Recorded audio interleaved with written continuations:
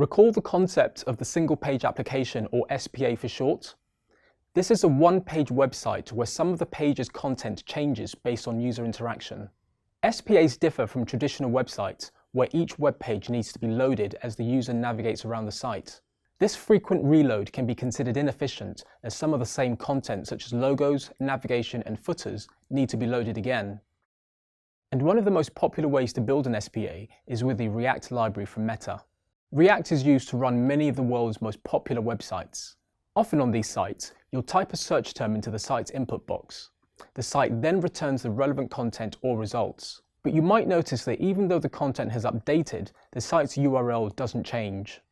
As SPAs only load the content as required, they can be ideal for businesses and enterprises who need a web app that offers rich user interfaces, speed, scalability, and flexibility.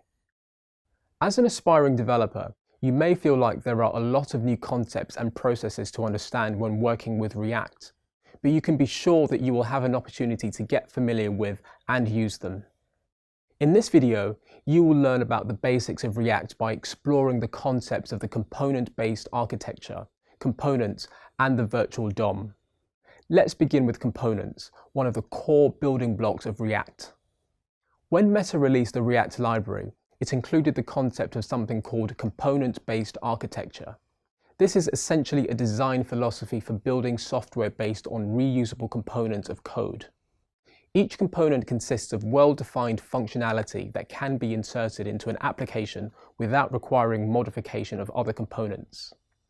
Because components are reusable, they can be used multiple times and easily inserted anywhere where needed. This results in components that can exist within the same space yet interact independently from each other. One of the advantages of developing using components is that many developers can work on the same project without interfering with the code of other developers' components. As you may recall, modern front-end web development revolves around the concept of creating standalone parts of the user interface, or UI for short. Well, in React, these standalone parts are created using components, which form the foundation of all UI design. It's important to know that all UI is composed of simple components that can be combined into more complex components. In fact, you can think of an entire website as just a collection of components. For example, consider the product checkout page of an e-commerce web application. The page consists of three sections: a header, a payment section, and a sidebar. The header section contains the company logo with a navigation menu and a button to view the shopping cart. The payment section area contains a form where the user inputs their payment information. Finally, there's a sidebar with the order summary information. As the components are self-contained, they have their own HTML, CSS, and JavaScript logic for functionality. For example, the payment section component has a JavaScript function that submits a payment when a button is clicked. It's important to know that the use of components in website UI design is not limited to just React.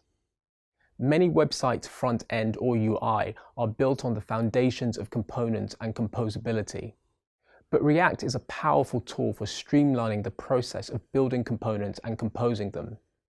It performs these actions efficiently as components are rendered to the DOM without significantly impacting the browser's resources. This is called component rendering, and you'll learn more about this and its associated render method later. You may recall that the DOM is a logical tree-like structure representing the HTML document, and it uses nodes to describe the various parts of the document. Before React, you could still build component-style layouts. However, it involved much more complicated DOM manipulation and code, making the layouts more complex and harder to work with. This resulted in something known as spaghetti code, a term developers use in web development to describe code that is complex, convoluted, and difficult to understand, like spaghetti. React prevents this spaghetti code by avoiding any manipulation of the DOM. Instead, React provides something known as the virtual DOM. You may recall that this is an in-memory representation or clone of the real DOM, which minimizes updates to the DOM itself. React uses the virtual DOM to update the browser DOM only when needed.